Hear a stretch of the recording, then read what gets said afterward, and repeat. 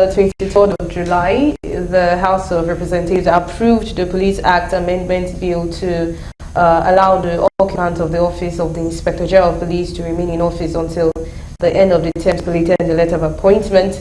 And the House decision followed the consideration and approval of President Bola Tinubu's request seeking an amendment to the Principal Act to reflect on the tenure of the IGP. So the current IG of Police, Kayode Egbetokun, who he was appointed on June 19, 2023, is expected to retire on September 4, 2024. However, his stay in office might be extended, if this amendment to the Police Act materializes. But the bill, though passed by the National Assembly, is yet to be signed by Mr. President. But I mean, the whole thing has, raised a lot of tension, especially within the police force, and a lot of questions from Nigerians. But let me just get your reactions, the gentlemen I have with me here in the studio, over the yes, the extension. Anyway, I'll say that this has brought to the fore, calls by Nigerians for reforms in a number of places, including in the public service. You have the harmonized terms and conditions of service for the armed forces, which means that the Chief of Defense Staff and the service chiefs, can spend 2 years, and then that their tenure can be extended by another 2 years at the pleasure of the President, who is also the Commander-in-Chief. But now, all armed forces personnel are supposed to retire at 60, right? Okay, and then in the civil service, directors cannot stay beyond 8 years, then they retire. Permanent secretaries, 4 years first term, renewable for another 4 years. But in terms of the issue of Inspector General of Police, well, it has been, hanging, neither here nor there. That's why you saw Usman Baba, the former Inspector General of Police, was supposed to have left since, last year, was it March 8 or so, or March 23. March last year. Remained until President Bola Tinubu appointed Egbetokun as the Inspector General of Police. Now, if you look at the DIGs, look at the line of the DIGs, I think they are going to just be retiring one after the other, one after the other, one after the other. If you have to follow the protocol, one after the other. The only person who still has some time, among the DIGs, who still has some time to stay, is Mr. Frank Kumba, DIG Frank Kumba, till 2027. The others, 2024, 2025, and what have you. So now, how do you solve that problem? What it means is that, as who is retiring, the person who takes over from him within a period will retire. He hands over to the next day. Or otherwise, if you now take an AIG as a new Inspector General of Police, you are going to now retire, experienced senior police officers. So now there has been a call that let that new dispensation begin with a new, with a new IG. The incoming. Yes, that you will be setting a bad precedent if you let that amendment begin with the sitting IG. Because you see, one thing our leaders usually lose sight of is that what goes around comes around. If you allow, because maybe you lost somebody, or you are impressed with all of those things, and then you now give him or her, some kind of extra considerations. Don't forget, down the line, that will affect career progression, because he or she is not the only qualified person in to head the police. He's not the only qualified person to head the police.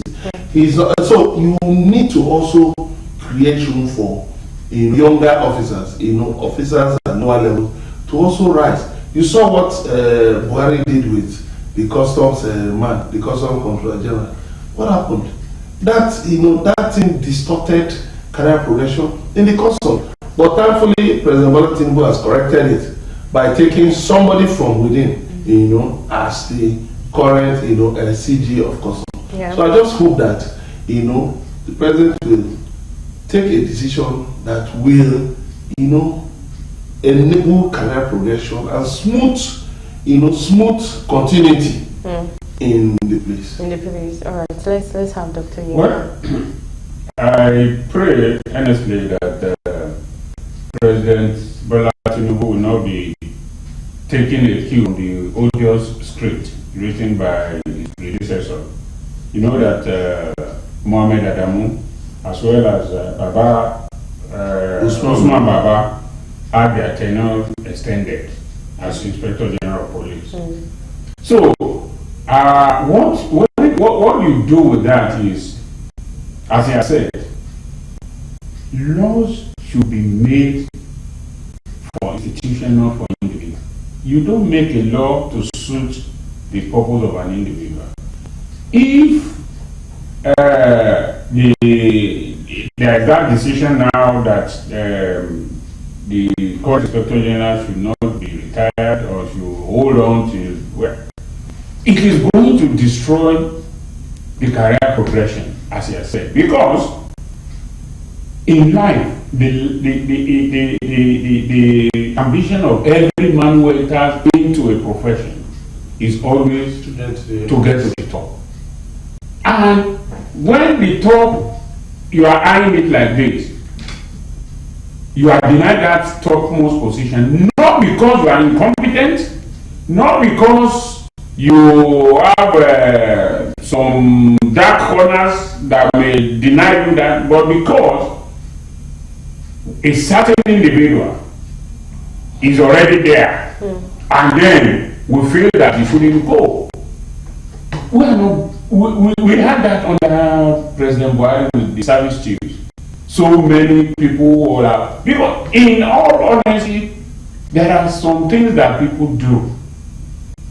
When you stay in a post for 4 years, or 5 years, or whatever, and your tenure is over, and is renewed, you are at that point not at your optimum to prove that you can do it because you have already had. So what stops in when the man was appointed and he was saying, he was only tired. There's nothing wrong in being the Inspector General of Police for 2 or 3 years and then you go on your happy retirement. Why is it that we have people who are indispensable in this country? I don't think so. You had a short tenure now under Jonathan. Yes. As IG. I know that, I remember. So, there is nothing wrong in having a short tenure, or if your time has expired. We have even cases of, in other countries, where a man sees that, look, he has about a year to go, and they want to give him a responsibility, he might decline and say, no, I have a short time to go, and also maybe he doesn't have the energy. There's nothing wrong in that. I see it as a very contradiction of our constitution, because we have the Police Act, section 18(8). The Police Act gives 35 years of service or 60 years. So whichever comes first. If you spend 35 years and you are 58, or you are 50, you retire. If you have spent less than 35 and you are 60, you retire. So, are we now going to say the federal government has reviewed that of the civil service or the teachers to 65? Are we now going to say the police will spend that, will be extended to that 65? And if so, it shouldn't start with the man that is there now. Because if you do like that, you are going to set a bad precedent. It was like the same thing when Jonathan proposed, was it 5 years or 6 years single presidency? And the opposition party then started saying no, it won't do it. They won't do it. If they do it, it won't start with Jonathan and all. So why should that change now? I think that for professional excellence and to have professional excellence and that attitude to do well, it shouldn't be. If at all you are going to do the extension, it shouldn't start with the man on whose under whose watch or wherever you are doing it. Because, as I said, why do we have DIGs that are almost going to retire one after the other? If we know that is the case, then they should have before now looked at the system and corrected it. When they get there, that we now want to change the goalpost. It's unhealthy. It's unhealthy. But again, looking at the age, a 61, 62, or let's say 65-year-old man, I mean, looking at the agility of him still occupying that position, do we really think? I mean, don't let us go to that. Okay. Which agility? When we are talking, no. When you have Gen Zs and then you now have the Gen Alphas. No, you see, coming up. You know what I'm going to say that is if you have at the executive level, the president is 70 something. Are we saying the Inspector General will also not? I mean, I'm not saying that for anything. But what I'm just saying is that the Inspector General at 65, if they say it's the 65, it's not as if he's going to be running after criminals. It's a job of thinking. If he has his thinking faculty correct, fine. But what I'm saying is that it is not going to be that you want to do it to favor one man. person. If you are going to do it, let this man retire, and then you think about it and say, okay, henceforth we are going to do that. But because you want to do it, perhaps because this man is your man or whatever, and then you now, I mean, this. Okay, so quickly. The problem we have with that is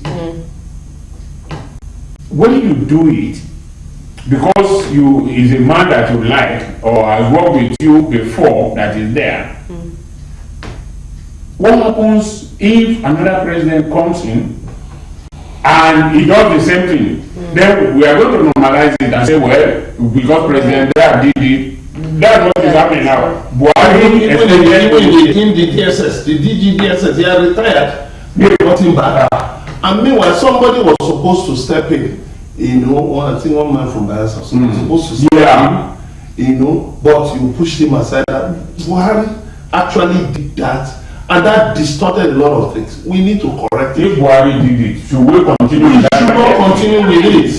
We should not continue with it. And let me tell you something. You see, if you want to build the confidence of people in their country, you must make set conditions that will enable them to say, okay, at so and so level, either I'm an assistant, at least I'll be at the minimum, an assistant director, or a director, or even a permanent secretary, or maybe, you know, a DG of an agency or something or the other. If it's in the services, you know, at one level or the other, you know, so that, you see, people they put in so much, working long hours, extra hours, and all of that. True. They deserve to enjoy career progression. So you see, we need to also look at that. You see, like I said, the Gen Zs, they're up and coming. Yes, they're up and coming. So if you now extend retirement age to 65 and all that, what are you telling me? Look at the number of people who take job every year. Over 1 million, right? You have more universities, more polytechnics, more college of education, churning out graduates every year. Where are you going to feed them into? If the other ones are not retiring, you see, let me tell you, let the other ones retire. When you clock 60, retire, go. Let the younger ones come up. Look, This country doesn't belong to one man. No. You're not the only one who has the brain to head any department. There are Nigerians. Make sure that your subordinates go for training, in-service training, regular trainings, so that give them responsibilities. It's not that some people, like, they will sit back when they're supposed to go on leave. They will not go on leave because they have become sit-tight dictators, right? They will not go on leave, and then they will sit there instead of giving responsibilities to the younger ones. That's why you see a lot of frustration and then corruption. People are saying, okay, fine. If I want, one of my friends was complaining in one federal agency denied promotion for about 10 years. Why would you do that? I asked the question: the money you are denying the man for, will it be paid to you?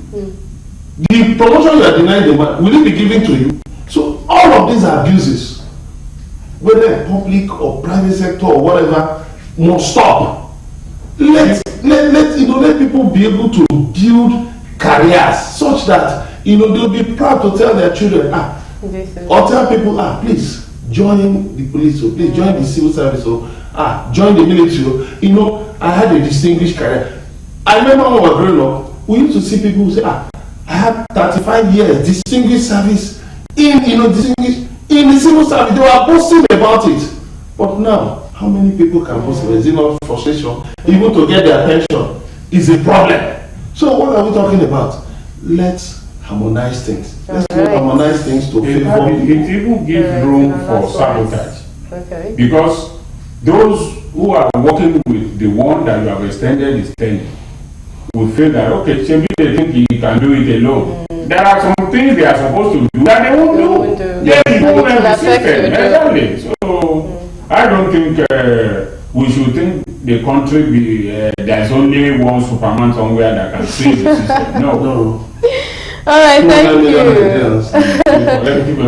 you. Thank you so much, Dr. Yinka Yugbile and Mr. Maduna Guchukemeka. Thank you so much for your time. It was indeed a very interesting conversation. And thank you so much to all our viewers out there as well. I'm sure you enjoyed our discussions and you picked a thing or two. Thank you so much. My name is Nenwaran Gimazaka and this is Editors Forum. Do keep it a date with us, same time, same station here in Galaxy TV for more interesting conversations. As for now, goodbye.